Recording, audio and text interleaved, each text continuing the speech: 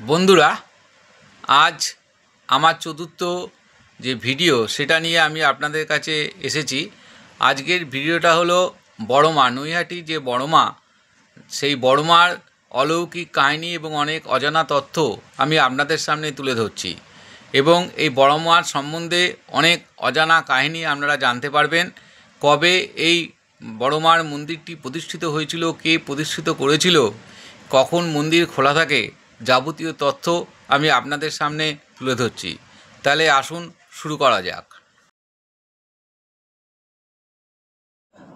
বড়মা এখন শুধু একটা নাম নয়, বড়মা হলো একটা আবেগ।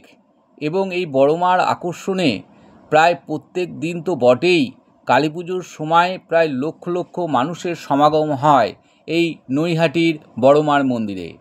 নৈহাটিতে নেমে আপনারা একটু বেরিয়েই অরবিন্দ রোডের ধর্মশালায় এই বড়মায়ের মন্দিরটি আপনারা দেখতে পাবেন। 1923 সালে ভবেশ চক্রবর্তী কর্তৃক এই বিশাল কালী মন্দিরটি তৈরি করা হয় এবং এখানে কালী প্রতিমা স্থাপন করা হয়। এই কালী প্রতিমার যে বিশাল আকার এবং উচ্চতা, তার জন্যই এই দেবীর নামকরণ হয় বড়মা। এই দেবীর প্রতিমাটি প্রায় 22 ফুট উঁচু, সেই কারণেই সবাই একে বড়মা বলে ডাকে। এই মন্দিরে একবার পুজো দিলে সকলের মনের ইচ্ছা পূর্ণ হয় বলে ভক্তদের বিশ্বাস। এই কারণেই প্রত্যেক বছর বহু ভক্ত এখানে ভিড় জমায়। এই পুজোয় কোনো চাঁদা তোলা হয় না, ভক্তদের স্বেচ্ছায় দেওয়া প্রণামীর অর্থেই সমস্ত উৎসব সম্পন্ন হয় এবং 4 দিন ধরে ভক্তদের মধ্যে ভোগ বিতরণ করা হয়।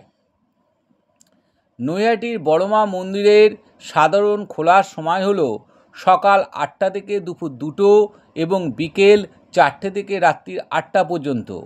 এই সময়সূচি প্রতিদিনের জন্য প্রযোজ্য, তবে বিশেষ উৎসব বা অনুষ্ঠানের সময়সূচি পরিবর্তন হতে পারে। নৈহাটির বড়মার কিছু অলৌকিক ক্ষমতার উদাহরণ হলো যে ভক্তদের বিশ্বাস তিনি জাগ্রত দেবী, যিনি সকলের মনের ইচ্ছা পূরণ করেন। তার পুজোয় অংশগ্রহণের জন্য দূর দূরান্ত থেকে ভক্তরা আসেন। এছাড়া একটা লোকবিশ্বাস আছে, বড়মার বিসর্জন না হওয়া পর্যন্ত নৈহাটির অন্য কোনো কালীমূর্তির কিন্তু বিসর্জন হয় না। বড়মার অলৌকিক ক্ষমতার মধ্যে একটা হচ্ছে তার ভক্তদের মনস্কামনা পূরণ। অর্থাৎ ভক্তরা যা চায় মন থেকে যদি একবার ডাকে, বড়মার নাম করে, তাহলে কিন্তু তাদের সেই ইচ্ছা পূর্ণ হয়। এরকম প্রচুর মানুষ আছে যারা চাকরির জন্য বড়মার দ্বারস্থ হয়েছেন এবং বড়মার কৃপায় তারা চাকরি পেয়েছেন। অনেকের অনেক রোগ সেরে গেছে। অনেক মহিলার বাচ্চা হয়নি, বড়মার কাছে গিয়ে ডেকেছেন, তারা কিন্তু পরবর্তীকালে সফল হয়েছেন। সুতরাং এদিক থেকে বলা হয় বড়মা হচ্ছে ইচ্ছার দেবী। অর্থাৎ তাকে যদি একবার মনে প্রাণে ডাকা যায়, তাহলে কিন্তু মানুষের সমস্ত ইচ্ছা পূর্ণ হয়। আমরা দেখি যে ওই কালী পুজোর সময় প্রত্যেক বছর প্রায় 2000 কেজি খিচুড়ি ও পোলাও ভোগ রান্না করা হয় এবং সেটা ভক্তদের মধ্যে বিতরণ করা হয়। প্রত্যেক বছর লক্ষ লক্ষ ভক্ত মানত ও পুজো দিতে এবং এই বড়মাকে একবার দেখার জন্য নৈহাটিতে ভিড় করেন। বড়মার এই পুজো সর্বজনীন হলেও উদ্যোক্তরা পুজোর জন্য কোনো চাঁদা কারোর থেকে নেন না। দেবীর লকারে প্রায় 100 ভরি সোনা এবং 200 ভরি রূপোর গয়না গচ্ছিত আছে। একটা প্রবাদ আছে, ধর্ম যার যার, বড়মা সবার। এই উক্তিটি নৈহাটির বড়মার পুজোর সঙ্গে যুক্ত এবং এটি একটি জনপ্রিয় স্লোগান এবং এটার মধ্যে দিয়ে বোঝানো হয়েছে যে বড়মা সকলের মা। তিনি নির্দিষ্ট কোনো ধর্ম বা সম্প্রদায়ের মধ্যে সীমাবদ্ধ নন, সকলেরই তিনি আশ্রয় দাতা। এটি একটি সার্বজনীন বার্তা, অর্থাৎ জাতি ধর্ম নির্বিশেষে সকল মানুষ বড়মার কাছে যেতে পারে, বড়মার কৃপা পেতে পারে। ভক্তরা বড়মাকে শাড়ি গয়না আলতা সিঁদুর দিয়ে পুজো দিতে পারেন। তাছাড়া অনেকে দেবীর ইচ্ছা পূরণের জন্য সোনা ও রূপোর গয়না মানত হিসাবে দেন।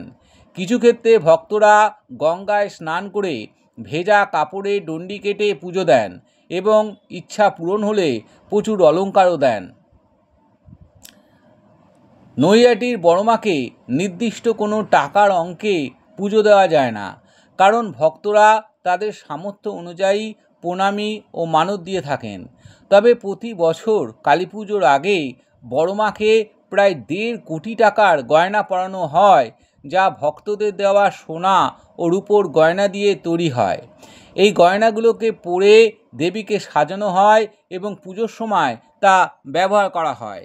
বড়মা এখন একটা সকলের কাছে গ্রহণযোগ্য নাম। বড়মাকে সবাই সম্মান করে, ভালোবাসে, কারণ এই বড়মা কারোর ইচ্ছা অপূর্ণ রাখেন না। তবে একটা কথা আছে, তাকে ডাকতে হবে মন দিয়ে। তুমি যদি মন দিয়ে ডাকো, তোমার সকল ইচ্ছা পূরণ হবেই। এটা আমি নিজে ব্যক্তিগতভাবেও এর সাফল্য দেখতে পেয়েছি বা এর যৌক্তিকতা দেখতে পেয়েছি। যখনই আমি কোনো বিপদে পড়ি, বড়মাকে মন থেকে ডাকি এবং সঙ্গে সঙ্গে আমি ফল পাই।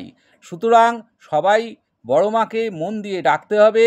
মন দিয়ে ডাকলে তার কৃপা, তার ভালোবাসা, তার সহানুভূতি সবাই তোমরা পেতে পারো। এবং এই কালী পুজো উপলক্ষে যে মানুষের ঢল নামে, লক্ষ লক্ষ মানুষের ঢল, এই বড়মার যে পূজা কমিটি তাদের প্রায় যে স্বেচ্ছাসেবক এবং পুলিশের সাহায্যে সুন্দরভাবে এটা ম্যানেজ করেন। এবং কারণ প্রচুর বিদেশ থেকে প্রচুর লোক আসে, দেশের বিভিন্ন প্রান্ত থেকে প্রচুর লোক আসে, এবং সেই জন্য এখানে প্রচুর লজ বা হোটেলও তৈরি করা হয়েছে এবং এই সময় সেগুলো খুব সুন্দরভাবে সাজানো হয়। এবং আগে থেকে এই হোটেলগুলোতে থাকতে গেলে তাহলে বুকিং করে রাখতে হয়, কারণ এই সময় লক্ষ লক্ষ মানুষের সমাগমে এখানে হাঁটা সম্ভব হয় না। তবে এখানকার কর্তৃপক্ষ সুন্দর ব্যবস্থা করেছে, তার ফলে প্রচুর মানুষ ঠিকঠাক পুজো দেন, অঞ্জলি দেন এবং তারা বড়মার সান্নিধ্য লাভ করেন। আমার ভিডিওটি কেমন আপনাদের লেগেছে আমাদের প্লিজ জানান, এবং ভিডিওটা যদি আপনাদের ভালো লাগে তাহলে অবশ্যই লাইক, কমেন্ট, শেয়ার করবেন, সঙ্গে সাবস্ক্রাইব করবেন। আমি সবেমাত্র 4র্থ ভিডিও আপনাদের সামনে তুলে ধরছি এবং তার ফলে হয়তো ভুলভ্রান্তি থাকতেই পারে, কিন্তু আমরা জানি যে আপনারা সমস্ত ভুলভ্রান্তি আপনাদের ভালোবাসা দিয়ে সব ঢেকে দেবেন, কারণ আপনাদের ভালোবাসা, সহযোগিতাই হচ্ছে আমাদের কাম্য। নমস্কার।